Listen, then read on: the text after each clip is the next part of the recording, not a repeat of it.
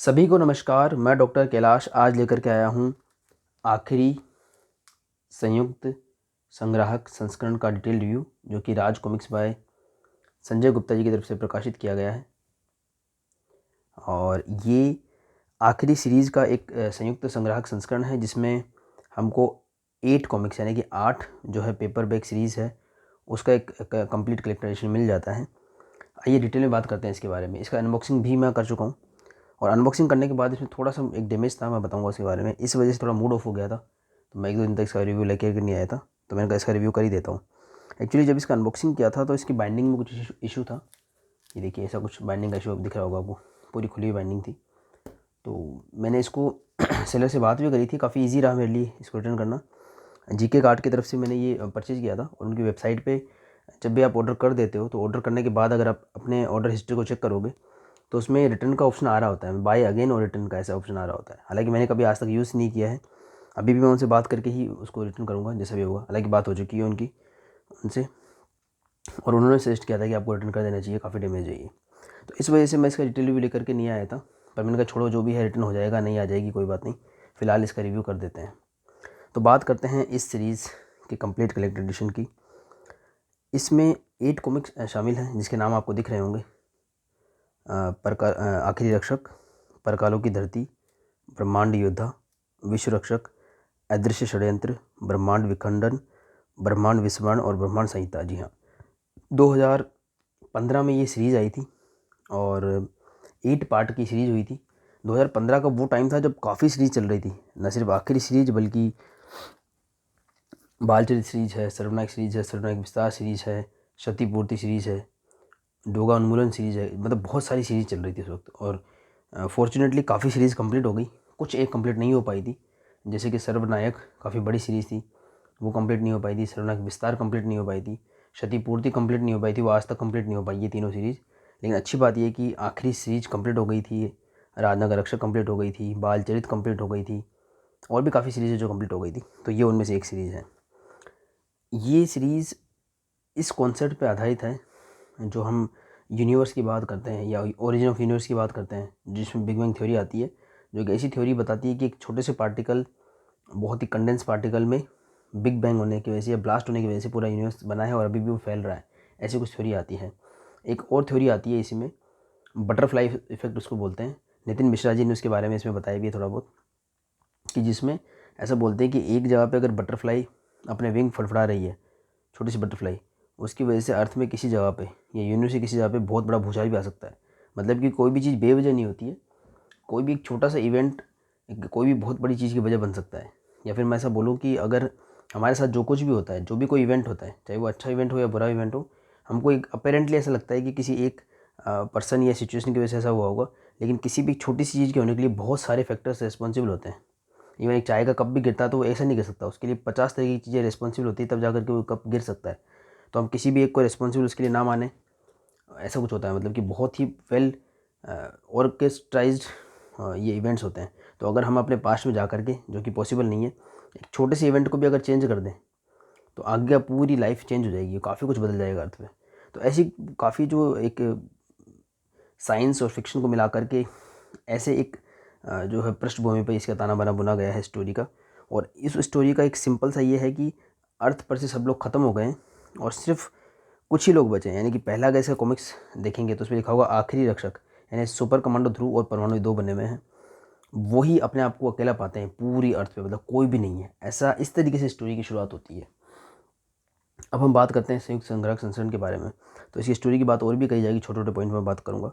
सबसे पहले तो इसमें 8 कॉमिक शामिल हैं, और ये जो 8 पेपर बैक है, इनका प्राइस MRP की अगर मैं बात करूँ तो 835 रुपये रखा गया था, जिसमें से 5 कॉमिक शुरुआत के, 1, 2, 3, 4 और 5, ये 5 कॉमिक्स 32-32 पेज के हैं, जिनका प्राइस अभी रिप्रिंट में 80-80 रुपये रखा गया है। ओरिजिनली ये 40-40 रुपये के साथ में आए थे 2015 में। और बाकी के जो पार्ट हैं उनमें से ये जो 2 पार्ट है, ब्रह्मांड विखंडन और ब्रह्मांड विस्मरण, ये शायद 64 पेजेस के हैं, तो 114 का प्राइस होगा। और फाइनल जो है वो उसका 155 प्राइस है, क्योंकि उसमें 80 पेजेस है। तो इस तरीके से पूरी सीरीज़ है। 835 रुपये इसका MRP निकल करके आता है। अगर हम संयुक्त संग्राहक संस्करण की बात करें तो उसमें ये 8 के 8 कॉमिक्स बाइंड होकर हमको मिलती हैं, और इसका प्राइस रखा गया था 1117 रुपये, पीछे लिखा होगा देखिए। अब तो संजय गुप्ता जी की कॉमिक्स में प्राइस जो प्रिंटेड आता है 1117 रुपये। 17 रुपये का चक्कर ये था कि इसका नंबर 17 रखा गया था। ऐसे ही राजनगर रक्षक का भी शायद 16 रुपये ऐसा कुछ रखा गया, पता नहीं क्या प्राइस उसका कि 16 रुपये लिखा है, क्योंकि उसका नंबर 16 था, तो इसका नंबर 17 था, इसलिए 1117 रुपये। दोनों में अगर हम डिफरेंस कैलकुलेट करें तो 282 ऐसा कुछ निकलता है, मतलब 200-250 के करीब इनके बीच में डिफरेंस निकलता है। पेपर बैग लें या फिर ये पेपर बैग जब आई थी या जब भी आती है संजय गुप्ता जी की तरफ से, तो इन सभी पेपर बैग के साथ में सबसे पहले तो ये पॉली बैग में रैप आती है इस तरीके से, और हर कॉमिक्स के साथ में एक स्टिकर और एक ट्रेडिंग कार्ड फ्री मिलता है। इसके साथ में एग्जैक्टली कौन सी नोवेल्टीज़ मिली थी, आप मेरा पुराना अनबॉक्सिंग का वीडियो, इसका अनबॉक्सिंग का वीडियो भी अवेलेबल है और डिटेल रिव्यू का वीडियो भी अवेलेबल है, आप उनको चेकआउट कर सकते हैं प्लेलिस्ट में जाकर के, तो आपको पता लगेगा कि किस कॉमिक्स के साथ में कौन सी नोवेल्टी मिली थी। तो with novelties with this poly bags 8 comics ये आए थे 835 रुपये के, 1117 रुपये में हमको मिल जाता है कलेक्टर एडिशन। तो उसमें इनके अलावा एक्स्ट्रा क्या मिलता है, हम एक बार ये मान लेते हैं कि सारा सारा ये मटेरियल इसमें मिल जाता है। तो वो जो 282 रुपये हम एक्स्ट्रा देते हैं उसमें हमको मिल जाता है एक ये स्लिप केस, जो काफ़ी आकर्षक है बाय द वे, बहुत अच्छा स्लिप केस बनाया गया है इसका प्राइस के हिसाब से। तो 282 में हमको एक स्लिप केस एक्स्ट्रा मिल जाता है। दूसरी चीज़ एक्स्ट्रा मिल जाती है ये हार्ड बाउंड कवर एक्स्ट्रा मिल जाता है। और क्या एक्स्ट्रा मिल जाता है, कुछ नोवेल्टीज एक्स्ट्रा मिल जाती हैं, जैसे कि ये 8 कवर कार्ड्स हैं। इनको मैंने इसलिए रखा है ताकि आप सीधा सीधा कंपेयर कर सकें। सेम जैसे आपको कॉमिक्स के कवर दिख रहे हैं वैसे वैसे ये कवर कार्ड्स होते हैं, बस इनका डिफरेंस ये होता है कि हाफ साइज़ में होते हैं, यानी एक्चुअल जो कॉमिक्स होती है उससे हाफ साइज़ में होता है कवर कार्ड। बिल्कुल ऐसा ही है जैसे कवर है, बिल्कुल वही लोगो सब कुछ बना हुआ है। ये मैं आपको बताऊँगा, थोड़ा और बताऊँगा इसके बारे में। और तो ये 8 कवर कार्ड्स हमको मिल जाते हैं, प्लस हमको ऐसा MDF का मैग्नेट स्टिकर मिल जाता है जो काफ़ी इसकी खासियत है, मतलब बहुत ही शानदार इसका ये मैग्नेट स्टिकर मिल रहा है।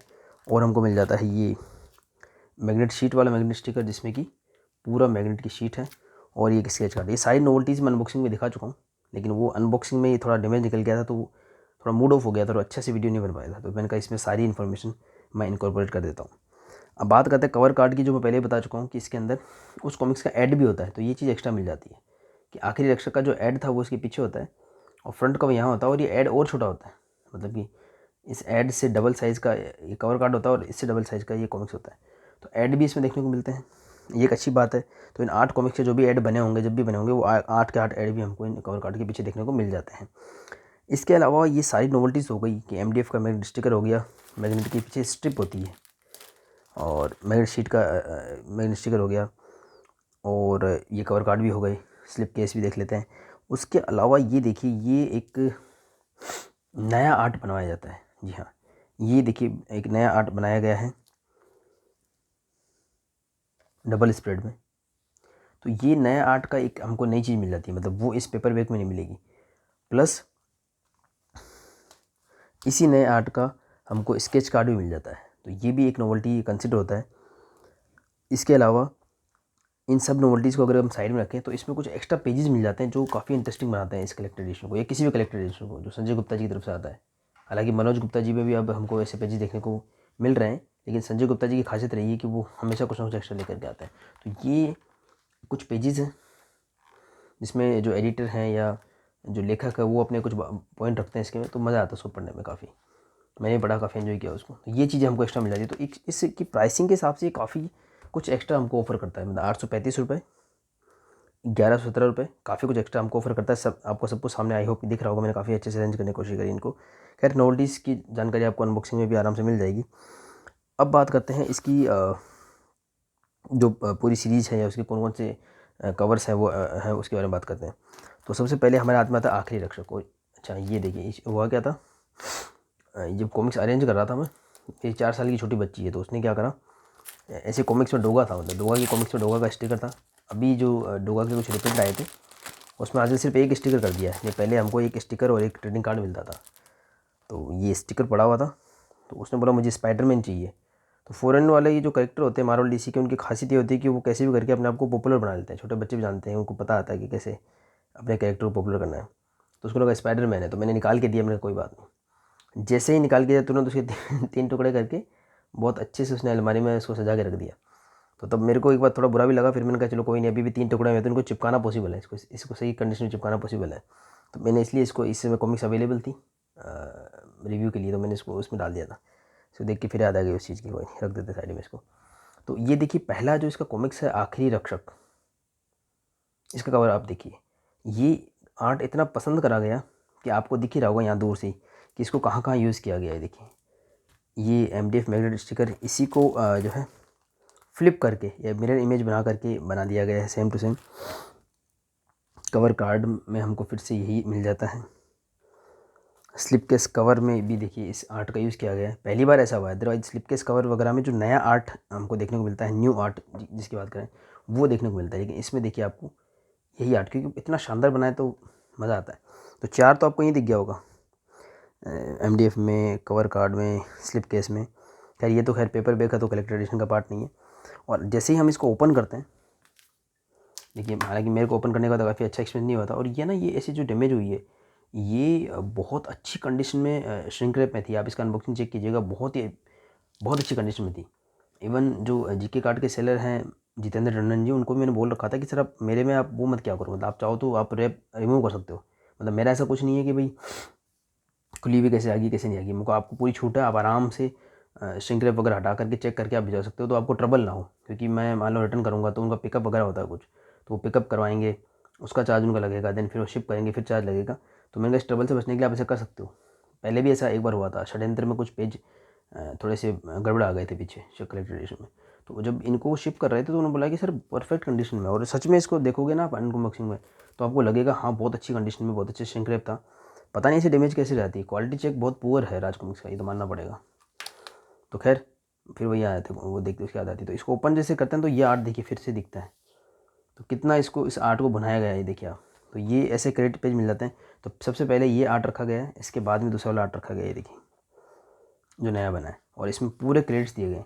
तो संजय गुप्ता जी की जो 2021 की जर्नी रही है, या जो न्यू पब्लिकेशन की जर्नी रही है, उसके अंदर चाहे कितनी भी अच्छाइयाँ बुराइयाँ जो भी पॉइंट निकल करके आते हैं, पर एक पॉइंट सबसे अच्छा निकल करके आता है कि वो क्रेडिट्स अच्छे से देते हैं। चाहे वो 32 पेज की जो बिग साइज की कॉमिक्स हो, कोई सी भी कॉमिक्स हो, क्रेडिट्स वो अच्छे से देते हैं, ये बात माननी पड़ेगी। तो अगर शुरुआत के ये 4 क्रेडिट पेज के बाद में स्टोरी शुरू हो जाती है। और ये जो स्टोरी जब मैंने पढ़ी, इसके ग्रीन पेजेस वगैरह पढ़े, मैंने स्वर्ण प्रश्न पढ़े, मुझे पता लगा कि इसमें 96 पेजेस के 3 कॉमिक्स प्लान किए गए थे। और राज कॉमिक्स को अगर हम देखें 1996 से लेकर के 2015 तक ही मैं बोल देता हूँ चलो, या 2014 तक हम देखें, तो वो राज कॉमिक्स में 96 और 128 पेजेस की कॉमिक्स ज़्यादा देखने को मिलते थे। मतलब 32 पेज की कॉमिक्स, ये एक पुराना इतिहास बन चुका था। चाहे हम नागराज और सुपर कमांडर ध्रुव के जनरल कॉमिक्स की बात करें, डोगा के किसी के, बहुत रेयरली देखने को मिलते थे। तो इसमें मुझे देखने को पता लगा कि 96 पेजेस के 3 कॉमिक्स प्लान किए गए थे। लेकिन जो भी उनका इशू था, जो भी कॉस्ट कटिंग करना था, या उस समय उनको नहीं सेट बैठ रहा था कॉस्ट वगैरह, तो उन्होंने क्या करा, 96 पेजेस का धीरज वर्मा जी ने कॉमिक्स बनाया था, मान लो फर्स्ट पार्ट, तो उसको 4 पार्ट में डिवाइड कर दिया। लेकिन अगर आप 32 पेज के हिसाब से देखोगे तो 3 ही पार्ट बनते हैं, 32 या 96, पर उन्होंने 4 पार्ट बना दिए, तो 24 पेज होते हैं। उन्होंने फिर बाद में ऐड वगैरह घुसा करके इसको 32 पेज का कॉमिक्स बना दिया। हालांकि इसमें उनको ट्रबल भी आया होगा, क्योंकि अगर एक ही कॉमिक्स होता 96 पेज का, तो एक ही उसका कवर बनाना पड़ता, इसमें 4 बार कवर बनाने पड़े। पर उस समय ये 24 पेज का कॉमिक्स हमको 40 रुपये में मिला था उस वक्त, जबकि उस समय 96 पेज का कॉमिक्स हमको 90 रुपीज़ में मिलता था। देखिए 24 पेज की एग्जैक्ट स्टोरी इसमें है, बाकी ऐड है, और ऐड काफ़ी है उस हिसाब से, मतलब 32 पेज की कॉमिक्स के हिसाब से काफ़ी ऐड है, बीच में कोई ऐड है कि नहीं, तो ठीक है। तो 24 पेज के 4 कॉमिक्स निकल कर गए। तभी मैंने देखा था कि इसकी शुरुआत की 4 कॉमिक्स की जो आर्ट है वो धीरज वर्मा जी ने बनाया है, बाकियों में नहीं, तो उसका ये कांड रहा होगा, मतलब कि उन्होंने पूरी कॉमिक्स एक साथ बना दी होगी। और ये 4 के 4 ना एक आइकॉनिक कॉमिक्स हैं। मैं फिर दिखाता हूँ, पेपर बैग में भी बात हुई थी, फिर दिखाता हूँ। इनके आप कवर आर्ट देखिए, 4 कॉमिक्स हैं। पहला है आखिरी रक्षक, दूसरा है परकालों की धरती, दिख रहा होगा धीरज वर्मा जी का आर्ट, तीसरा है ब्रह्मांड योद्धा, और चौथा है विश्व रक्षक। कितना आइकॉनिक आर्ट है इसमें। तो और ये सभी कैरेक्टर्स के ऐसे पोज देता है जैसे कोई बहुत बड़े पोस्टर हो या मैग्नेटिक स्टिकर हो, आपको दिखेगा होगा मैग्नेटिक स्टिकर वहाँ पे। तो सुपर कमांडर ध्रुव और परमाणु फर्स्ट पार्ट में, सेकंड में भेड़िया और शक्ति परकालों की धरती में, थर्ड में है ब्रह्मांड योद्धा इंस्पेक्टर स्टील और डोगा, और फोर्थ में है विश्व रक्षक जो कि हमारा है नागराज। ये देखिए, तो ये 4 पार्ट के 4 ये आर्ट बना के चले गए धीरज वर्मा जी, जून में हमको छोड़ करके चले गए हैं 2021 में। तो ये आर्ट उनका अमर हो गया है। तो ये एक तो बात ये रही, और प्लस इनके अंदर का आर्ट भी बिल्कुल उसी लेवल का है जैसा इसका कवर आर्ट है। और ना ये बात काफ़ी इंप्रेस करती थी। इवन राज कॉमिक्स के सर्वाइवल में ये बात बहुत इंपॉर्टेंट रही। जब राज कॉमिक्स बचपन में पढ़ता था तो मैंने भी ये चीज़ नोट करी थी। मैंने कहा राज कॉमिक्स में जो कवर में जो क्वालिटी होती है ना वो अंदर भी देखने को मिलती है। अदरवाइज़ कुछ पब्लिकेशन में सिर्फ कवर आर्ट ही काम का होता था, बाकी नहीं होते थे। खैर, तो ये 4 कॉमिक्स हमको मिल जाती हैं। और जब पहली बार ही आई थी ना 2015 में, तो मेरे को वो फील मिलकर कॉमिक्स वाली फील पहली बार आ रही है। मेरे को वापस वही कॉमिक्स वाली फील 32 पेज वाली कॉमिक्स देखने को मिलती नहीं थी। हालांकि इसका कोई इतना बड़ा फ़ायदा नहीं हुआ कि पहले जब 32 पेज की इशू आते थे तो कंप्लीट इशू आते थे, ये सीरीज़ का पार्ट है। तो फिर भी ये चार आना काफ़ी अच्छे लगते थे। और इवन जब मैंने वीडियोज़ बनाने की शुरुआत ही करी थी तो मेरे पास में एक आखिरी रक्षक कॉमिक्स था और एक विश्व रक्षक कॉमिक्स था। बस ये 2 ही कॉमिक्स थे सीरीज़ के। और मुझे पता था कि ये सीरीज़ है और ये कुछ समझ में भी नहीं आता उस 2 ही पार्ट में क्या समझ में आएगा।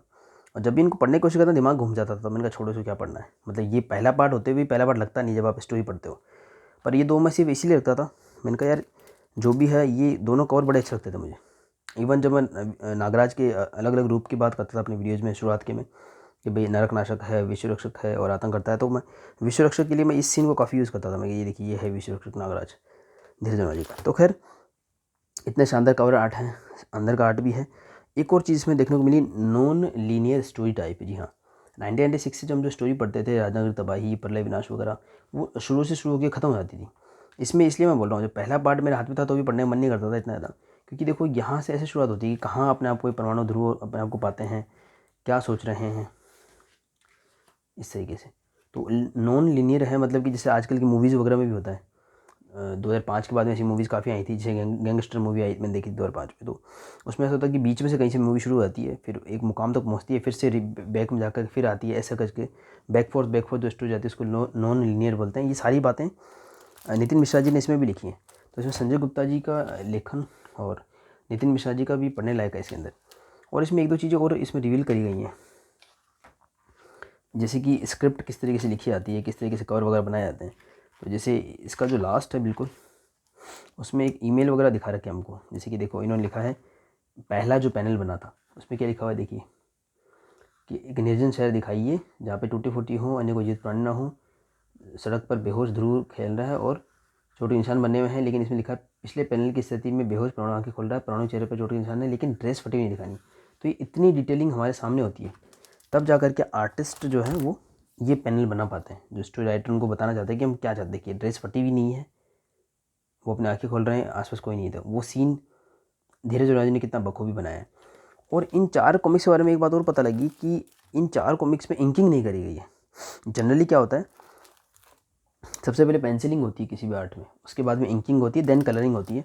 उसके कई स्टेजेज होते हैं, जैसे कि ये इंक्ड वर्जन है और ये कलर्ड वर्जन है।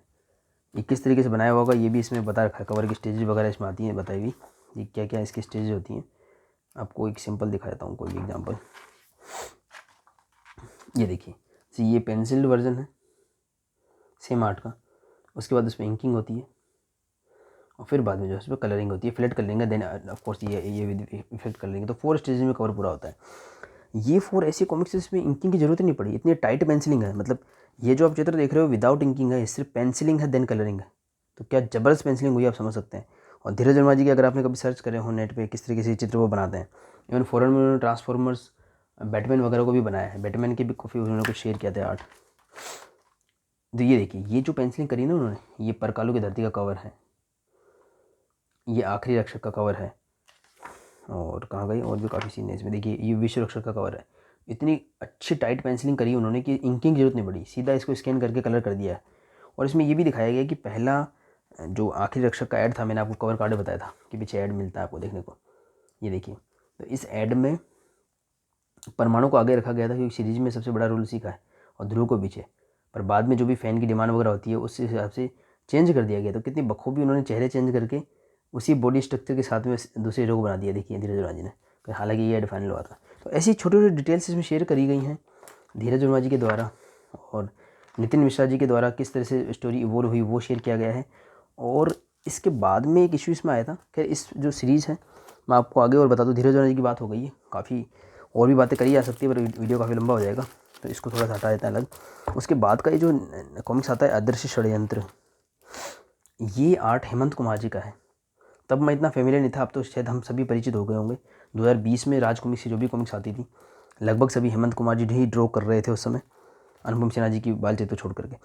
और इसके जो बचे हुए कवर है हेमंत कुमार जी ने ड्रॉ किए हैं। बस ये एक जो कवर है थोड़ा सा डिसअपॉइंटिंग है, ये हेमंत कुमार जी का ड्रॉ किया हुआ नहीं है, देखिए कितना।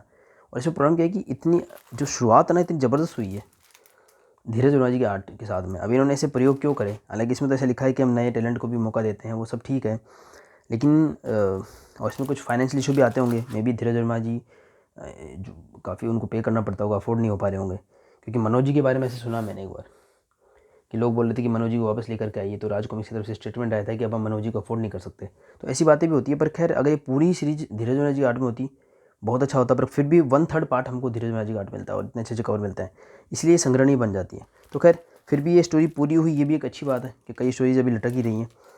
तो ये ऐसा एक्सपेरिमेंट है, और ऐसा एक्सपेरिमेंट सिर्फ कवर में नहीं है, अंदर भी आपको आर्ट में से देखने को मिलेगा कि अंदर अलग अलग आर्टिस्ट ने काम किया। हेमंत कुमार जी ने भी काम किया पर इतना काम नहीं कर पाए क्योंकि वो साथ में काफ़ी सीरीज़ पे काम कर रहे थे।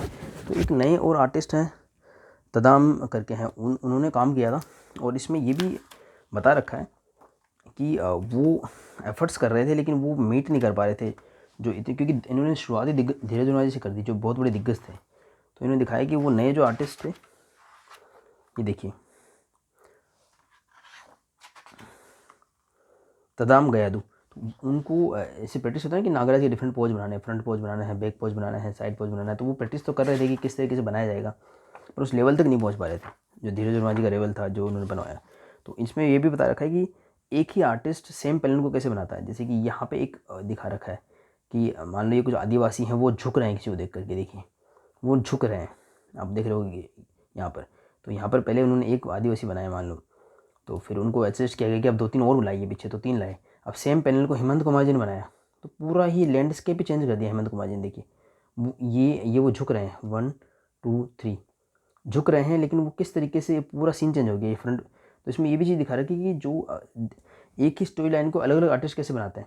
और शायद इसीलिए हमारे जो 90s की जो कॉमिक्स हैं, चाहे वो मनोज जी ने बनाई हो, धीरज वर्मा जी ने बनाई हो, अनुपम जी ने बनाई, इतनी संग्रहणी लगती है बार बार, क्योंकि हम उस आर्ट के साथ कनेक्ट कर पाते हैं। तो और कितना डिफिकल्ट होता है कॉमिक्स बनाना, इसको देख के पता लगता है। ये चीज़ें पहले हमारे से हिडन रहती थी क्योंकि कोई इन चीज़ों में इंटरेस्टेड रहता नहीं था, ना तो सुनने में ना सुनाने में।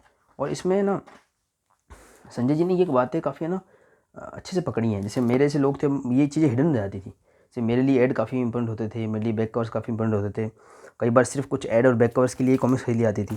जैसे कि ये कॉमिक्स रखी है हालांकि, जैसे पिट्ठू गरम है, तो ये मुझे बिल्कुल भी कुछ खास पसंद नहीं आई।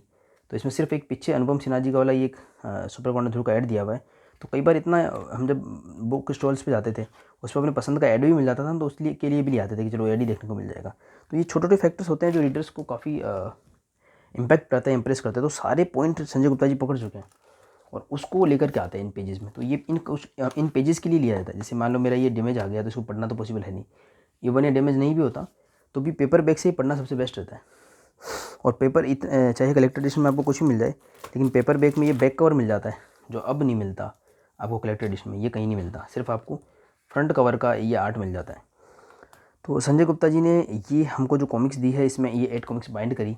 तो बाइंड करने के बाद में उनके फ्रंट कवर बैक कवर निकाल दिए जाते हैं ताकि कंटिन्यूशन में हमको स्टोरी देखने को मिले। लेकिन इसमें एक फ्लो और हो जाता है, कंटिन्यूशन फिर भी नहीं बन पाता क्योंकि वो जो ऐड वगैरह थे ओरिजिनल उस समय मैंने देखा ना कि मैंने बताया था वो काफ़ी ऐड, देखो 1 2 3 6 ऐड है। ओह इतने ऐड देखिए, इतने सारे ऐड हैं, 8 ऐड बन जाते हैं इसके। क्योंकि 32 पेज की मैंने आपको स्टोरी बताई ना कि 24-24 पेज की 4 डिवाइड कर दिए, वरना 96 पेज की थी तो 32-32 पेज की 3 कॉमिक्स भी हो सकती थी। तो उसमें बताया था कि कॉस्ट काफ़ी महंगे पड़ रहा था उनको पब्लिशिंग करना, तो उन्होंने सोचा इस तरीके से करेंगे तो उनकी कॉस्ट निकल जाएगी। खैर अच्छा भी, आर्ट काफ़ी शानदार था। तो इस तरीके से without front cover back cover निकलती है, बट फिर में बीच में ऐड आते हैं। और नागायण का जो एक सीई अभी अनाउंस हुआ है, ऐसा लोग बोल रहे हैं कि उसके अंदर इस तरीके से कोई ऐड वगैरह नहीं होंगे। तो जैसा हमारी एक्सपेक्टेशन है वैसा शायद वो सी निकल के आए, देखते हैं कैसा निकले, पर हालांकि वो काफ़ी कॉस्टली भी है। तो ये सारी कॉमिक्स इस तरह से बाइंड होती है। तो इस बाइंडिंग को जब आप देखोगे तो आप एक चीज़ से डिसअपॉइंट हो गए कि यार इसमें जो है फ्रंट कवर बैक कवर नहीं है। तो उस कमी को पूरा करने के लिए ही शायद ये कवर कार्ड्स दिए जाते हैं, पीछे ऐड है, लेकिन फिर भी इतना वो नहीं है। इसके लास्ट में ये जितनी भी बातें होती हैं, आर्ट की बातें होती हैं, यहाँ पे एक चीज़ और दी जाती है, आवरण दीर्घायन एवं अतिरिक्त सामग्री। तो इसमें ये देखिए कवर्स फुल इसी साइज में दिए जाते हैं, तो आपको इन पेपर बैग्स की कमी इस कवर की वजह से महसूस नहीं होगी। और थोड़ा सा इसमें क्या क्या चेंज कर लिया जाता है कि सारे लोगो है ना, जैसे ये राज कॉमिक्स का ओरिजिनल लोगो है, संजय गुप्ता जी का लोगो है, सर्वनायक वर्ष लिखा हुआ है, आखिरी अक्षर कॉमिक्स का नाम है, सीरीज़ का नाम है, सब कुछ लिखा हुआ है। यहाँ पे आकर्षक उपहार मुफ्त आए थे, स्टिकर वगैरह। तो वो सारा रिमूव करके आपको पूरा उसका आर्ट का मज़ा दिया जाता है। यहाँ पे ब्रह्मांड रक्षक का लोगो लिखा हुआ वो सब हट जाता है। सिर्फ क्या बचता है, क्रेडिट। वो ज़रूरी है, आर्टिस्ट का नाम तो होना ही चाहिए। तो सिर्फ क्रेडिट के साथ में आपको 8 के 8 देखिए कवर आर्ट कार्ड जो है, कवर आर्ट्स इसमें मिल जाते हैं। देखिए तो आपको ये कवर की कमी महसूस नहीं होगी। और ये फॉर्मेट काफ़ी पसंद किया गया था। संजय गुप्ता जी का जो ये स्टाइल है कि कवर्स को रिमूव करना, देन पीछे देना और फिर एक्स्ट्रा कंटेंट देना। इवन देखिए राज कॉमिक्स में मनोज गुप्ता जी भी वैसे कलेक्टर एडिशन लाने लग गए हैं। ये सेकंड कलेक्टर एडिशन है मेरे हाथ में षड्यंत्र के बाद में, जिसमें ऐसे स्लिप केस वगैरह सब दिया हुआ है। तो सेम वही चीज़ें फॉलो की गई हैं जो इसमें है। ऐसे स्लिप केस है, फ्रंट कवर बैक कवर हटा करके पीछे दिए गए हैं। और कुछ हमको राइटर्स की तरफ से देखने को मिलता है जो कि एक अच्छी चीज़ें थी। और मनोज गुप्ता जी वाले जो टीम है उन्होंने भी इसको अडोप्ट कर लिया, तो एक अच्छी बात है। हमको और अच्छी क्वालिटी के कलेक्टर एडिशन देखने को मिल रहे हैं। बस बाइंडिंग वगैरह का इशू है, मतलब अभी भी एक बहुत अच्छा सी बनने से काफ़ी दूर है राज कॉमिक्स। काफ़ी प्रयास करने की आवश्यकता है, क्वालिटी चेक वगैरह पे प्रयास करने की आवश्यकता है। खैर, तो ये ऐसी डिटेलिंग हमको मिल जाती है इन पेजेस में। नितिन मिश्रा जी के शब्द मिल जाते हैं, संजय गुप्ता जी शब्द मिल जाते हैं, और किस तरीके से ये सीरीज इवोल्व हुई वो बताई जाते हैं। देखिए इसमें काफ़ी चीज़ें इसमें मतलब कॉमिक मेकिंग का प्रोसेस पूरा आता है इसमें। तो 3 अपने हमारे जो फेवरेट कवर हैं, चाहे आखिरी रक्षक का कवर हो, परकालों की धरती का कवर हो, और ब्रह्मांड योद्धा कवर हो, वो डेवलप कैसे किया गया। देखिए पहले रफ स्केच बनता है, फिर उसमें कुछ आवश्यक बदलाव होते हैं। ये एक और चीज़ बता दूं, फिर मैं इस वीडियो को जल्दी से कंक्लूड करूँगा। देखिए जैसे कि ये आखिरी रक्षक का जो हमारा सबसे फेवरेट कवर है, वो पहले ऐसे बनाया था धीरज जी ने, काफ़ी अच्छा लग रहा है अभी। पर फिर इसमें संजय जी जो इसमें लिखा उसके अनुसार, तो संजय जी ने बताया कि इनकी पीठ दिख रही है, आप थोड़ा फ्रंट दिखाइए। तो उस चीज़ को थोड़ा फ्लिप कर दिया, मतलब ये उड़ते हुए आ रहे हैं और फ्लिप करके सामने आ गए। तो देखिए ऐसा वो एक बन रहा है। मेन तो कॉमिक्स अपने हाथ में ही है, तो इसे दिख रहा होगा। तो कितना ज़बरदस्त ये कवर निकल के आया है। तो ये चारों कवर की स्टेजेस इसमें दिखा रखी हैं। आखिरी रक्षक का भी है, परकालों की धरती का भी है, ब्रह्मांड योद्धा का भी है, और विश्व रक्षक का अलग से दिखा रखा है। विश्व रक्षक में भी एक डिटेल बताई थी उन्होंने कि ये कवर जो आप देख रहे हैं विश्व रक्षक का, कि नाग रस्सी से खींच करके नागरा देखिए एक शिप को खींच रहा है, और बैकग्राउंड में छोटी छोटी नाग रस्सियाँ और दिख रही होंगी। तो शुरुआती कवर में सिर्फ एक ही नाग रस्सी दिखाई गई थी। तो संजय गुप्ता जी ने इसके अनुसार बताया कि भाई थोड़ा और इसमें रस्सियाँ बांधो, जैसे हमको स्पाइडरमैन 2 में दिखा था, जब ट्रेन को स्पाइडरमैन रोकता है बहुत सारे जाले लगा के, मतलब थोड़ा रियलिस्टिक सीन लगे। तो ऐसी छोटी छोटी बातें इसमें ऐड की गई हैं। तो काफ़ी मतलब मेरे को तो काफ़ी पसंद आया। अगर आपको आर्ट में इंटरेस्ट है तो आपको काफ़ी पसंद आएगा। और ये इससे ना ये भी पता लगता है कि कॉमिक मेकिंग किस तरह से होती है। तो जो करते हैं उनके लिए भी ये काफ़ी काम का एक एडिशन निकल के आता है। तो खैर ऐसी बातों के साथ में एंड होता है।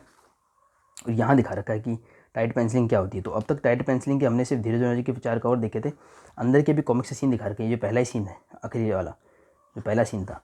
तो ये दिखा रहा है कि कितनी टाइट पेंसिलिंग थी। यहाँ देखिए जो अदृश्य षड्यंत्र कॉमिक्स है, यहाँ रखा होगा, ये रहा। ये हेमंत कुमार जी ने चित्र बनाया है। तो इसमें पहले पेंसिलिंग हुई है, फिर इंकिंग हुई है, ये दिख रहा होगा। और इंकिंग काफ़ी अच्छी की है, जैसा पेंसिलिंग में है चेहरा बिल्कुल वैसे आपको इंकिंग में दिख रहा है। तो ये पेंसिलिंग पहले हुई है हेमंत जी के द्वारा, फिर जगदीश जी ने शायद इंक किया होगा, देख लेते नाम इसे, जगदीश जी का होना चाहिए। उन्होंने इंक किया, उसके बाद कलरिंग होती। तो इनमें ये दिखाई गया टाइट पेंसिलिंग क्या होती है। और इसमें ये भी धीरज सॉरी संजय ने लिखा है कि आगे भी वो और विस्तार से किसी और स्वर्ण प्रश्न बताएंगे। तो ऐसी इंटरेस्टिंग चीज़ें देखने को मिल जाती हैं। ये सब चीज़ें हमको अट्रैक्ट करती हैं कलेक्टर एडिशन की तरफ। लेकिन प्रॉब्लम सिर्फ इतना सा आता है कि जैसे मेरे साथ में आया क्वालिटी वाला इशू। तो अब आप समझ ही गए होंगे कि कोई बोले कि यार इसमें थोड़ा डैमेज है तो क्या हो गया, आप पढ़ लो इसको। लेकिन जो कलेक्टर्स होते हैं उनके पास ऑलरेडी पड़ी हैं, पेपर बैग्स वगैरह सब रखी होती हैं। हम ऑल्टरनेट इसके वर्जन्स कलेक्ट करते हैं। जैसे कि अगर बालचरित की बात करी जाए तो हमने कितने वर्जन देख लिए। तो डेफिनेटली क्वालिटी चेक होना ही चाहिए। और ये फिर भी जेन्युइन प्राइस में है, मतलब 835 की पूरी सीरीज़ है। और ये हमको मिल जाता है 282 रुपये के डिफरेंस में, जिसमें को काफ़ी कुछ मिलता है, नो डाउट काफ़ी कुछ मिल जाता है। बट ज़्यादातर जो CE हम देखते हैं बहुत ओवर प्राइस होते हैं। चाहे हम बालचरित की बात करें तो 2200 रुपये का आया था, यही रखा है इसलिए दिखा देता हूँ। बालचरित जो है वो 2200 रुपये का आया था। और इसके तो काफ़ी वर्जन हमको देखने को मिले हैं, पेपर बैक है, शाइनी कवर है, और भी हैं इंडिविजुअल एडिशन। और अभी नागायन का जो है 5000 रुपये के MRP के साथ में जो है अनाउंस हुआ था। हालांकि उसमें कुछ कटौती भी की गई थी, पर जो भी हो क्वालिटी चेक होना चाहिए। और हाँ, ये इस अगर बेटर क्वालिटी में मिलता तो सच में नोवल्टीज़ वगैरह काफ़ी वो होता। 282 में ऐसा MDF मैग्नेट स्टिकर है, स्केच कार्ड है, ये रबर शीट वाला स्टिकर है, ये 8 कवर कार्ड है, फिर आपको हार्ड बाउंड कवर मिल जाता है, ये मिल जाता है एक्स्ट्रा पेज। तो हाँ डेफिनेटली ये वर्थ बाइंग है। तो देखते हूँ अब मैं इसको रिटर्न करके बाद में जब नया आएगा तो वो वीडियो भी मैं आपसे शेयर करूँगा। आई होप कि मैं आपको कुछ इसकी डिटेल इन्फॉर्मेशन दे पाया हूँगा। पूरी स्टोरी की फिर से चर्चा करी जाएगी तो वो सेम चीज़ रिपीट हो जाएगी। तो पेपर बैग का अगर पॉसिबल हो तो आप उसको ज़रूर चेकआउट करें। मैंने स्टोरी की बात की है। तो इसकी थीम बस ऐसी है कि वो जो बटरफ्लाई इफेक्ट मैंने बताया था कि छोटे से इवेंट की वजह से कोई बहुत बड़ा इवेंट क्रिएट हो जाना, नॉन लीनियर स्टोरी। और प्लस क्या होता है, शुरू में बहुत स्लो स्टोरी लगती है। ये शुरू के जो है ना, आखिर रक्षक, प्रकालों की धरती, ब्रह्मांड देता, तो समझ नहीं आता हो क्या रहा है। बस ये दिख रहा है कि हाँ, एक में ध्रुव पुराण दिख रहे हैं, एक में डोगा और इंस्पेक्टर स्टील दिख रहे हैं with this awesome art of Dheeraj sir. और सारा दिख रहा है वैसे ऐसे दिखता है। और उसके बाद में जैसे ही फिर ये अदृश्य षड्यंत्र कॉमिक्स आती है, या फिर ब्रह्मांड विस्मरण है, या ब्रह्मांड विखंडन है, या ब्रह्मांड संहिता, तो काफ़ी स्टोरी स्पीड पकड़ती है जैसे पुरानी कॉमिक्स होती थी। तो आपको मज़ा आएगा, मतलब इसमें थोड़ा धैर्य बनाए रखें। शुरुआत में 1-2 पार्ट से आप डिसअपॉइंट ना हो। ये सच में सीरीज पढ़ने लायक है, पर काफ़ी एक्सपेरिमेंटल है। काफ़ी एक्सपेरिमेंट इसमें है, जैसे कि नागराज 4th पार्ट में आपको देखने को मिलता है।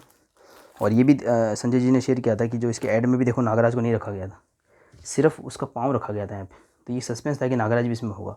तो काफ़ी कुछ मामलों में ये एक्सपेरिमेंटल सीरीज़ है, स्टोरी के मामले में एक्सपेरिमेंटल सीरीज़ है।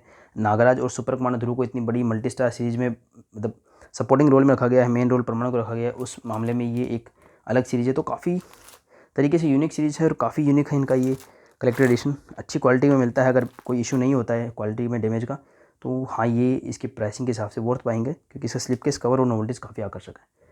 तो इसी के साथ मैं अपनी वीडियो को एंड करता हूँ। मिलते हैं किसी और वीडियो में।